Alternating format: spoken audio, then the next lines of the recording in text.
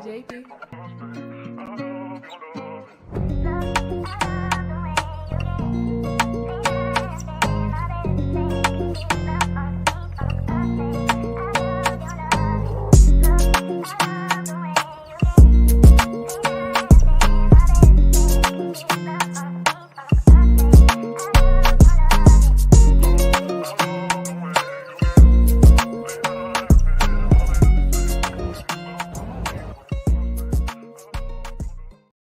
The 3-1 merchants are back in town, baby boy! Baby boy! Baby boy! Right, hello there, everyone. Welcome back to another match reaction of James Redmondinho's Mighty Reds winning 3-1 against West Ham United. The babble blowing bear stools. Who cares about the text? It was just David Moyes fuming. Anyway, let's break down that game. We've got a match reaction to do, and we've also got player ratings to give out, which I'm also going to let the chat help me out on a little bit in a minute. So that's first and foremost. First and foremost, though, chat, smash a like, subscribe, and all the juicy good business. What a game. Chat, is Nunez the most informed player in the league as well? By the way, before I talk to you guys, for people watching back, let me give you my assessment on the game. The difference, what I liked about this game opposed to previous, was the fact that we didn't have that slow start as usual. First 10 minutes, a little bit shaky, conceded a couple of chances, but then we started to take control over the game, and that's all we need to do. Take control over the game, create more chances than the opposition, and you'll be fine. And then we had that bad time where Jarrod Bowen scored.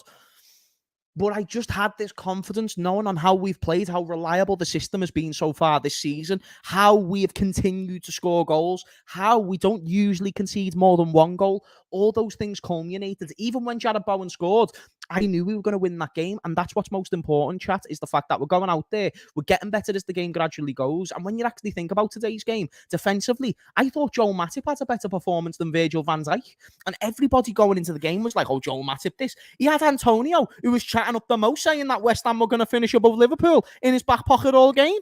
Rinse them out and give them back to David Moyes. It was beautiful to see. And then you fast forward, or let's say move forward up the pitch. Szoboszlai, reliable as always, and we will go down and break each individual as it goes. McAllister with the great assist. Curtis Jones with a goal that could have been a goal, but was slightly offside, in my opinion. But a fine performance. And then you mentioned the likes of Nunez. Then you mentioned the likes of Mo Salah. And listen, I do think with Nunez specifically, it takes him a minute to get into a game. And I also think we wasn't necessarily putting the chances on the plate for Nunez the way that we usually do. If you don't give Nunez chances, you've got a bit of a problem. So that's why when Nunez missed that first chance, I was thinking, oh no, that better not be the one and only chance that Nunez gets. Next chance, goes and scores an acrobatic Erling Haaland goal. And then just shows the most passion out of anyone. And I thought Salah was fantastic today as well. And chat, WRL, I'll ask you this question. Is Nunez the most informed player in the Premier League? The guy has got a goal contribution, at least prior to today's match, every 46 minutes for Liverpool this season. Every 46 minutes. He's getting goals, he's getting assists. And then Salah is also getting goals and getting assists. And on a very historic day where Nunez has a great performance, Kenny G's decided to become a member. Big up to you, sir. And I think Nunez, and do you know what, chat? I don't think Nunez is the most informed player in the league. I think it's Salah. I think out of all the players in the league, I think Salah is most informed, and then Nunez is second most informed. I think those two guys are unbelievable right now. Out of attackers, people can say, oh, but Diaz is still on boss for City. Great. Amazing for Diaz. Who cares? We're talking about proper attackers. And I think Nunez and Salah edge you. I do. And the partnership them two have built with each other over the upcoming games and months and weeks has been nothing short of sensational. And here's the score going into today's game. West Ham are a team that can give absolutely anybody nosebleeds on their day. Anybody, it doesn't matter who they play. They can give anyone nosebleeds, yet they still come out today. Give us a good game. They played well. I look back on the game. I think it was against Aston Villa. Aston Villa. We won that game 3-0, and I don't think Aston Villa gave us anything to worry about. I don't think they created significantly good chances. I don't think that they really tried to create many good chances. Whereas I think West Ham was different. I think they had a good performance. I think they gave us a little bit of resistance. Let's say big up to Paniscaus, who's also been a member for 2 months. Big up to you, sir. But that resistance that was given by West Ham, and as we've seen against City and other teams they played this season, they've proposed a serious challenge. The good thing is, though, we were able to sustain that challenge and actually get through the game and chat. We're in a title race. We are in a title race. Will we be in a title race in 5 games' time? Couldn't tell you that. Will we be in a title race in 10 games? Couldn't tell you. I can tell you that we're in a title race right now. When you look at the table, we are second in the table based on points, not based on anything else, based solely on points. We are in a title race. We're not second because of goal difference. We're not second because of goals scored. We're second because we've got more points than any other team in the league that is not called Manchester City. Big up to Honesty Hortensia, who's been a member for a month as well, by the way. What a fucking legend. You absolute hero. And everyone who's a member regularly given to the channel, big up to yourselves. I'll always make sure to give you a shout out. You make this channel, mate. Big up to Mike Dars, who was seeing the stream. Let me read this. Did you see Klopp celebrate with Nunez won the ball back? All Klopp wants is determination, facts. And Nunez is determination in abundance. He will go out there. He'll run his socks off. People say passion merchants. You need passion in the game. When you've got a striker like Nunez, you need a striker like that to have passion. Because what he makes up in, what he lacks in technical ability at times, what he lacks in conversion at times is mentality, is persistence, is continuously getting out on the pitch and showcasing what he's about. And I don't think there's any striker, and that includes Erling Haaland, who can speak to Nunez so far this season. That does not mean I'm saying Nunez is better than Haaland. I don't like those comparisons. But I will sit there and say Nunez has been the most informed number 9 the Premier League has seen this season. The guy has got a goal or an assist every 46 minutes in the Premier League. That continued today. And the only thing that you shit on Nunez about is the fact that he's not scoring more. It's a very nice problem to have. When Nunez is missing a lot of sitters, but he's also scoring a lot of goals or creating a lot of goals, that is the best problem that any striker that they can have. No one's going to score 100% of their chances. People like to usually say, oh, Hazard's better than Salah. Hazard used to miss such clear opportunities. It was insane. He wasn't necessarily a converter. He was just more of a dribbler, and he was nice on the ball technically. But a conversion is something that's very difficult to pull off. Haaland, for instance, is a great converter. Nunez will get significantly more involved in the all-round game than what Haaland will. It doesn't mean Nunez is better than Haaland, but I think for us, it's certainly more suited for how we're playing. And it's because we've built the team around Nunez. We adhere to giving him chances, providing him opportunities. We should be happy. We should be happy with Nunez. We should be happy with the fact that he's being given chances, but most importantly, he's taking the chances. People made the claim last season, oh, Darwin Nunez isn't getting any chances. Oh, no, he was getting the chances. He was flundering every single one of them. He was shite. This season, there's times where he's been shit. I didn't think he was good for the first hour of today's game, and I didn't think he was that good against LASK for the first half. But once you start providing them chances, it's boss. You know what I mean? It's boss. And the only reason why I mentioned Hazard is even a great player like Hazard doesn't have a conversion rate that is significantly higher, right? And you say Hazard created his own chances. Salah creates his own chances, and then he creates chances for his own teammates. He's went from the biggest goal scorer that this league had seen since he joined into the biggest creator that this league has seen. Not necessarily, but you know what I mean? Like, the guy is getting assists game in, game out, and if Nunez took his first chance today, you're talking about another assist for Mohamed Salah. Do you understand how wild that is? Do you understand how wild that is? This is a great comment. Salah really took Darwin under his wing. Their partnership is very good. It's the most lethal partnership in the squad. I'd even make the claim that if this partnership was to be sustained, this would be better than any partnership at Salah's time at Liverpool. Mane and Salah, Nunez and Salah is a better partnership. Firmino and Salah, Nunez and Salah are a better partnership than Firmino was with Salah, or Mane was with Salah, or Trent is with Salah. It is incredible to see how they're gelling together, and I do think you're right. I think Salah has been told, how can I maximise this kid's game? Because he's got something there. He's always in the right places. Nunez on the right with Gakpo central when Salah leaves will be the real deal. No, let's not agree to that yet. We don't need to talk about Salah leaving right now. And I'd rather go out and buy a right winger. Chelsea lost at home. I'm loving it. It was nearly a perfect weekend. I'm just happy we won. Because, chat, we are second in the league, and it is based on points. Tottenham and Arsenal drew. Man United won. Everton won. But all round, we won our game. We've done our business. We've been winning the matches we've needed to win. West Ham at home, you should win that game. LASK away from home, you should win that game.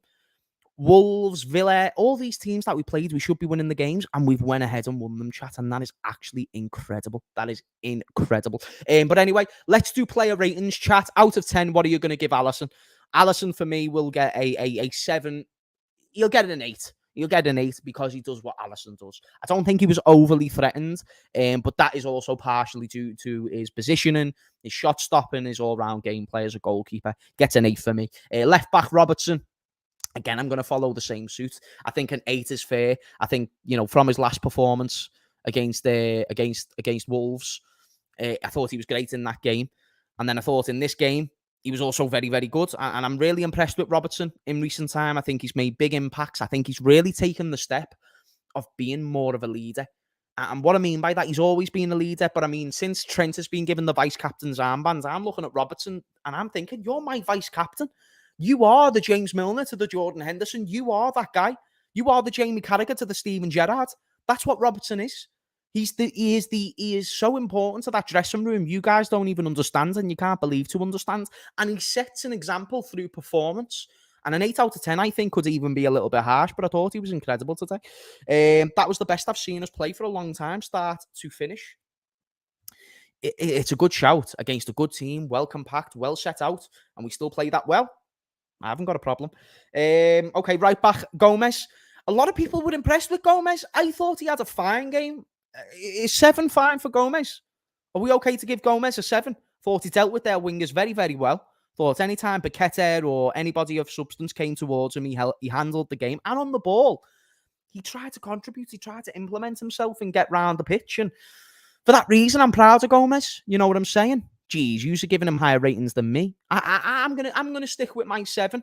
I didn't see like a 9 performance, an 8 or 9, but I do think because we're not used to seeing Gomez give these consistently decent performances, at least we haven't been used to it for a while. That's what maybe makes me not want to go too overboard and give him an 8 or a 9.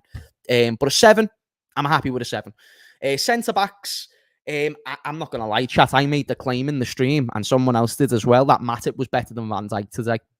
Not that Van Dijk was bad, but you remember in the Champions League winning season when we were competing for the league, I thought Matip was better than Van Dijk at times in that season, and it felt like that today. I thought that Matip had Antonio specifically. I thought he was in Matip's pocket. I didn't even see him in Virgil's pocket. Virgil done the job. But I thought Matip was better. I'm going to give Matip an 8. I'm going to give Virgil a 7. I thought they both done fine. I thought it was a very solid performance. And I actually felt they didn't have an excessive amount to deal with because of how well we performed with the pressing, with how well the attack was pressing, the midfield was pressing. So I'll go with an 8 for Matip. I'm going to go with a 7 for Virgil. That's what I'll say for both. Right? I'll say a 7.5 for Virgil, to be shameless. So the back four, Alisson, I gave an 8. Left back Robertson, I gave an 8. Matip, I gave an 8. Van Dijk, I gave a 7.5. And then Gomez, I gave a 7. Right? That's the back line completed. Midfield, McAllister. Chat. Fuck off with McAllister, by the way. Our boss is McAllister. Our boss is McAllister. How boss is he? Chat, that pass. Don't even take the piss. And do you know what you say? Oh, he doesn't do those passes. He doesn't get assists. Get on this. Remember the pass that he done to Salah against Chelsea?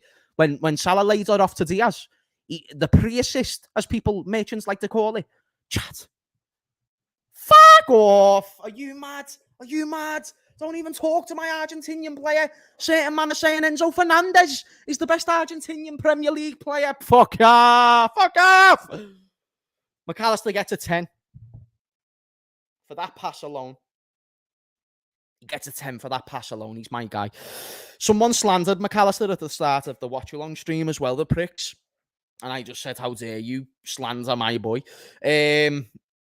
I'll give him a 9. I'll give him a 9. I think 10 would be too far. Okay, now let's talk about Curtis Jones before we talk about the main guy in the midfield, because I feel like I talk about Szoboszlai all the time. Curtis Jones weren't great for me. I'm going to give Curtis Jones a 6. He got an offside goal, which was close. His performance weren't bad by any means, but I do think Curtis Jones Chat WRL. I think Curtis Jones has a tendency to just try and hide from games. That's all it is with Curtis Jones, is that he hides from games too much for me, and I think he done the same today. I'm going to give him a 6. I just don't think he was heavily influential. Disappointed that he never got his goal. I also will make the claim that Curtis Jones, he's not as good as Harvey Elliott, and he's not as good as Gravenberch. I also think Enzo could have a more positive impact on this team than Curtis Jones in the short term. So I'm not sleeping on Curtis Jones. I'm just simply saying that I don't think he was great today, and that he hides too much for me in games. If I'm the manager, I'm saying you've got to do more, mate. You know what I mean? Tomato, Lizzie. You know what I mean? 7, 6. I'm going to stick with the 6. I didn't see a 7 is where you get involved and you do bits and bobs, like the way Milner would.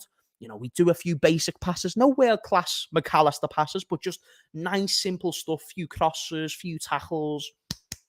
Get stuck in, you know what I mean? Curtis Jones, I don't think he has that same pizzazz. I just don't think he imposes himself as much. So that's where I have a problem. You say Joe Jones is everywhere. I never noticed him. It could be the poor eyesight, but I never noticed Curtis Jones today. And it certainly weren't in a structured manner. But anyway, let's talk about Szoboszlai. Chat, I'm running out of words to say for the dude. Chat, do you remember when we signed Szoboszlai? And then do you remember what I said about Szoboszlai? And that he will come in and he will be the best player in this team. I think on a consistency basis and all-round benefit of the team, he is fantastic. If he's not the best player, which is disingenuous because we have got Salah there, I think you've got to say he's top 2, top 3. And to come into a team like Liverpool with all the big names that we've got and already become a top 2, top 3 player is incredible. And for me, I feel like it's tough to not give Szoboszlai a... See, you are all saying 9. I'm going to say an 8.5. I didn't see a 9 performance. I saw like a great performance, though. No, I'll give him a 9. I gave McAllister a 9. I thought Szoboszlai was in some ways better than McAllister. And then in some ways, I thought McAllister was better than Szoboszlai. Just the way he runs around the pitch. He implements energy. He's quick as fuck. He's explosive. He reads the game well on and off the ball. His set pieces weren't the greatest today, but they still, every single time, you can see the hit with something. And just if it gets to the right space, boom, you've got yourself a real player there. Do you get what I'm saying? Love Szoboszlai. Really big fan. Is my favourite player at the moment. I'm not saying he's the most informed player. I'm not saying he's the best player. My favourite player at this football club and has been for quite a while. Absolutely loved Szoboszlai today. Will agree with this. His free kicks today were not great. Hit them both at the wall. Some of his corners were a little bit meh. But yeah, he has the legs of a ball-winning midfielder and technical ability of a playmaker, amazing player, exactly. And I think the only reason why Szoboszlai is not getting as many chances on goal is because that's what Jurgen Klopp is telling him to do. He's saying, opposed to just being a number 10 and opposed to just being a playmaker, we'll get Salah to worry about that department. We'll get Salah to get the goals and the assists. And you need to be the legs, and you need to be the one who gets us from A to B. That's what I think Szoboszlai's role is. So I don't even care if Szoboszlai is not getting goals and assists on a regular basis. He is playing that damn well. He doesn't need to. There's certain players where if they don't score, they don't have a good game. If they don't assist, they don't have a good game. Szoboszlai is not one of those players. So midfield, I resulted in a McAllister giving a 9. I gave Szoboszlai a 9, and I gave Curtis Jones a 6. I didn't think Curtis Jones was great today. I was thinking your favourite player was Monk. Nah, Mohamed Salah's been the best player this season without doubt. But no, my favourite player, stylistically, we're talking about here. The same way Neymar isn't better than Messi, but there was people who probably preferred watching Neymar in some senses. Or Ronaldinho, for instance, if you don't like Neymar. Yeah, it's that type of same idea with Szoboszlai. It's just unbelievable. It's just a pleasure to watch him play. Front three. Wow. Let's start with Diaz. I thought Diaz was fine. I'm going to give Diaz the number on the back of his shirt. I'm going to give him a 7. I don't think he was incredible, but I thought he made a lot of things happen. I thought he created a lot of danger.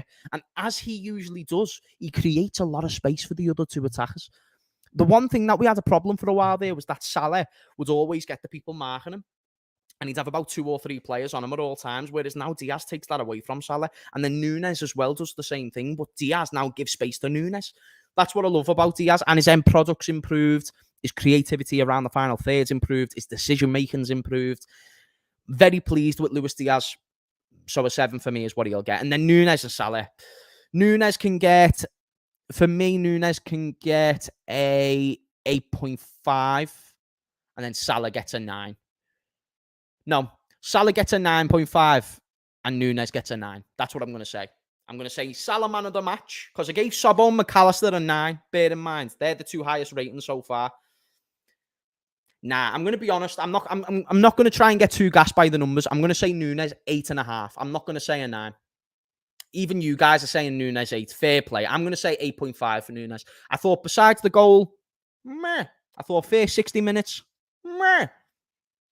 But because he got the goal and it was a world-class goal, I'm happy to give him an 8.5. I want to give him the extra points. I don't want it to just be an 8. I want Nunez to be like at the top of the pecking order today. And then Salah. I can't believe I ever thought about letting that dude go.